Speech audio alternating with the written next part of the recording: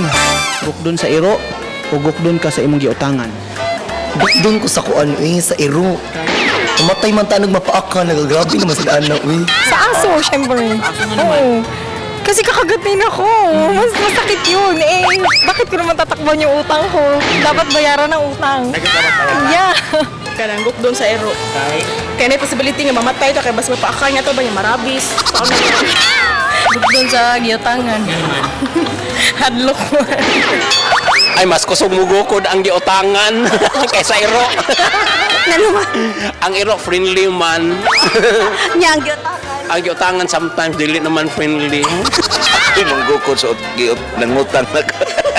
Yan naman. Oh, basta di, gayang ba, gukdo na to. Kay, bago kayo tag pangita ng kwartahan niya, karon di na mabalik. Gukdo niya. Kailangan gukdon sa iro, kanay pre nga rabis.